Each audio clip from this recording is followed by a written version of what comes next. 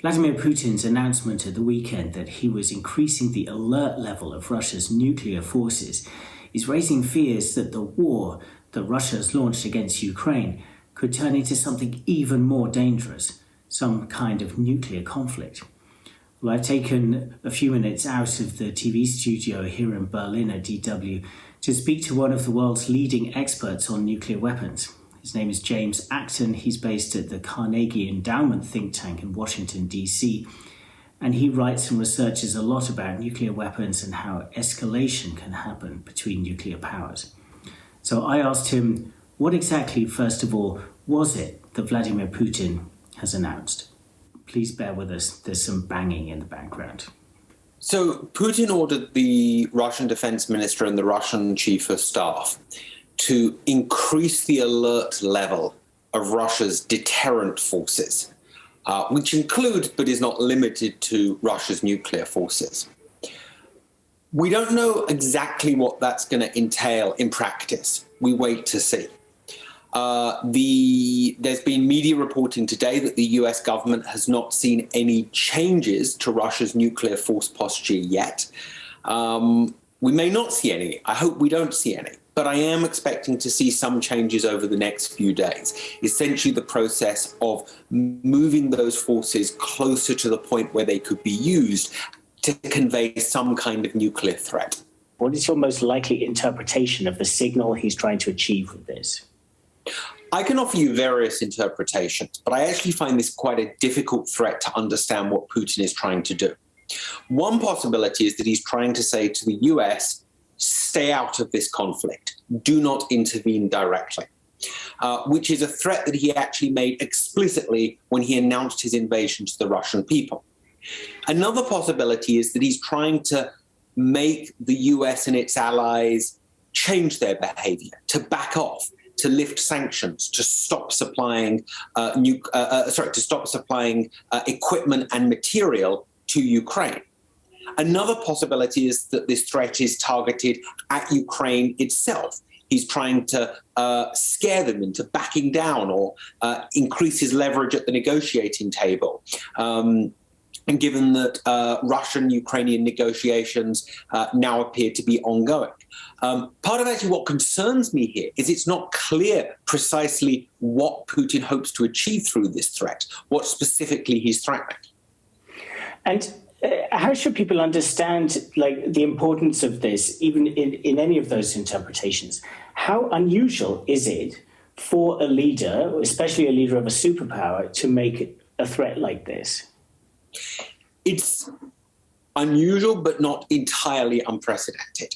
If you look back through the history of US-Russian and US-Soviet crises, the last time that one of those states alerted their nuclear forces during a crisis was in October 1973, during the final stages of the Yom Kippur War. So you have to go back almost 50 years to find an occasion, to find the most recent and kind of roughly analogous occasion to this. That, I think, underscores how unusual this kind of nuclear threat actually is. I don't think that Putin is about to launch a nuclear attack tomorrow, but I do think that the danger of nuclear war, the likelihood of nuclear war, is rising. And we should think about this in terms of risk, which is the risk is the product of probability and consequence. And while the probability of a nuclear war is still fortunately quite small, the consequences are so large that the risk here, in my mind, is high right now. So we have Putin in this situation, making this threat. The Western world is looking at this and thinking, well, what is the best response at this stage? What is your advice to the US administration and leaders here in Europe who are thinking about how their messaging should be now after this threat? Right now, my advice is twofold. Firstly, it is to stay the course in terms of their military posture at the moment. There is no need whatsoever to increase the alert level of American or British or French nuclear forces. What I would try to do, though, is to give Putin an off-ramp. ultimately, Ukraine has to negotiate an end to this conflict if it's to survive as a nation state, as well as it's been doing on the battlefield. The extraordinary performances of its armed forces. I think Ukrainians know that if they want to avoid, the leveling of their cities, as Putin did to Grozny in 1999 to 2000, they have to negotiate. So I think we should make it clear which sanctions we're willing to lift. If Russia and Ukraine can negotiate a ceasefire. I think that is worth something that's conveying to the Russians right now. I think we can re-up some of the security building measures that the US and NATO put to Russia in January. So, in short, we have to try to find a way so that Putin can back out of this crisis in a way that leaves Ukraine as an independent state. That's not easy to do. We can't make him take that pathway, but we can at least open the door in the hope that he will walk through it. And how likely do you think he is to pursue something like that? I know that you're not specifically a Russia expert, but given the fact that he has brought this nuclear threat element into this conflict, how easy is it to back down from such high stakes to accepting a solution which feels well below the rather maximalist war aims with which he went into this conflict? Putin is faced with a bunch of unattractive options right now, right? Negotiating a ceasefire in a way that preserves Ukraine as an independent state is an unattractive option. Fighting a prolonged war against Ukraine that is a complete bloodbath and results in the deaths of tens and tens of thousands of Russian service members is really unattractive. Using nuclear weapons is really unattractive. So it's not as though Putin has good options here, some that he wants to pursue. He's faced with a bunch of lousy options, and he has to choose the least bad of those.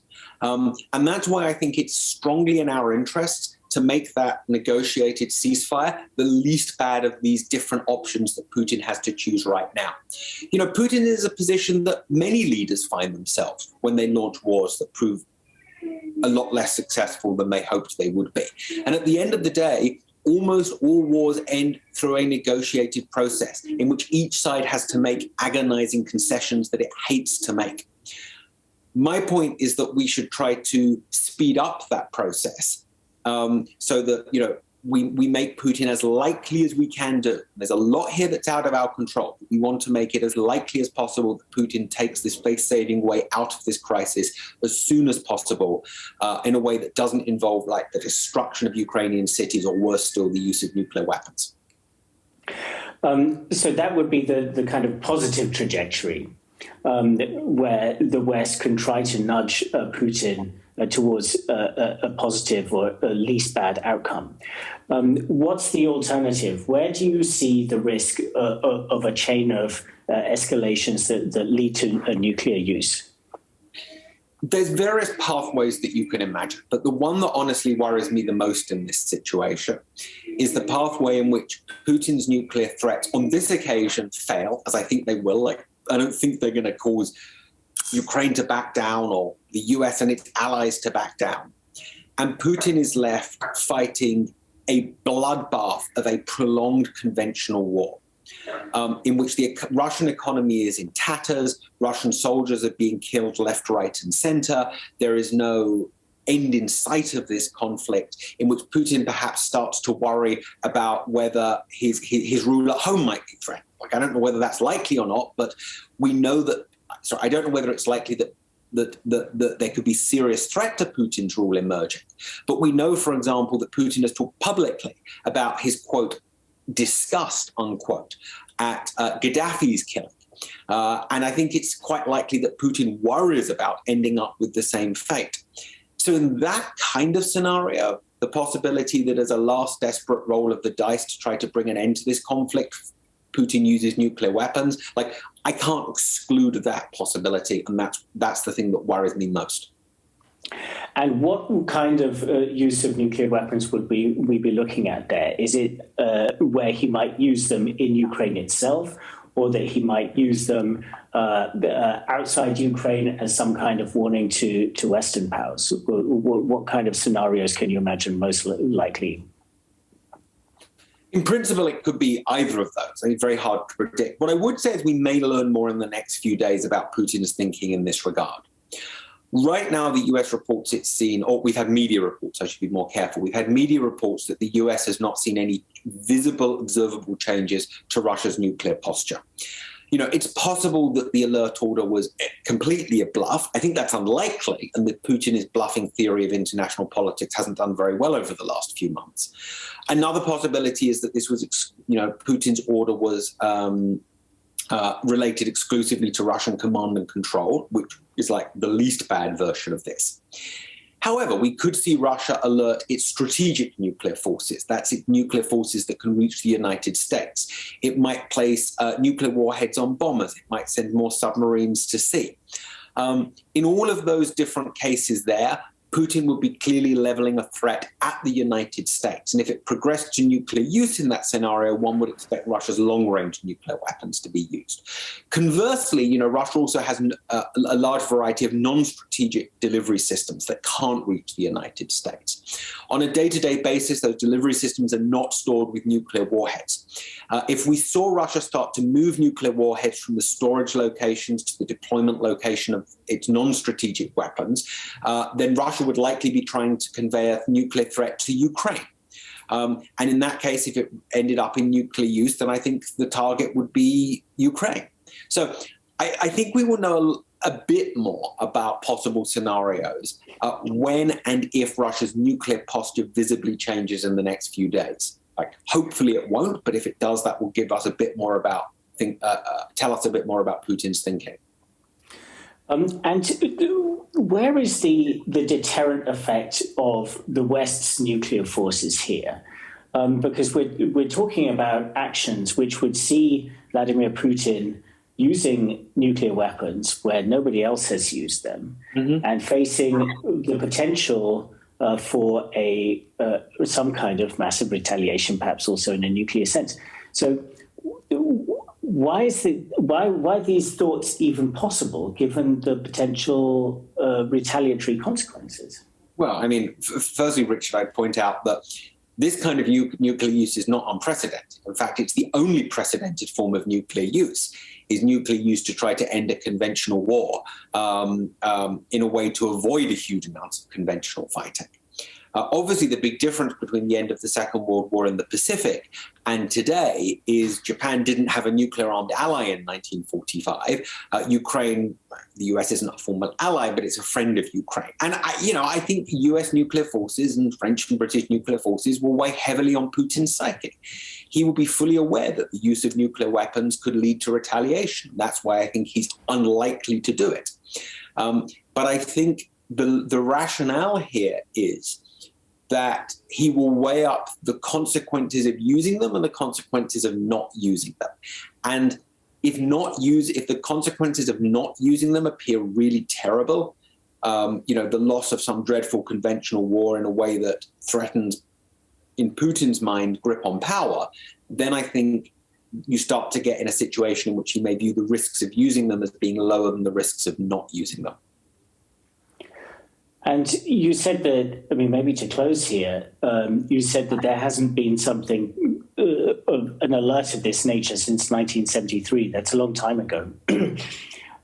How dangerous is this moment? Is it also, do you feel, the most dangerous moment in world affairs since around that time?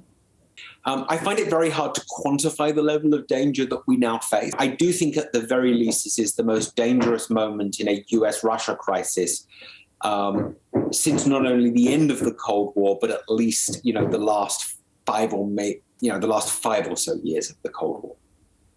Thanks to James Acton for taking the time today. And if you want to follow more of our coverage of the crisis, then follow us on YouTube, on Twitter, on Instagram, and of course on our own website, dw.com.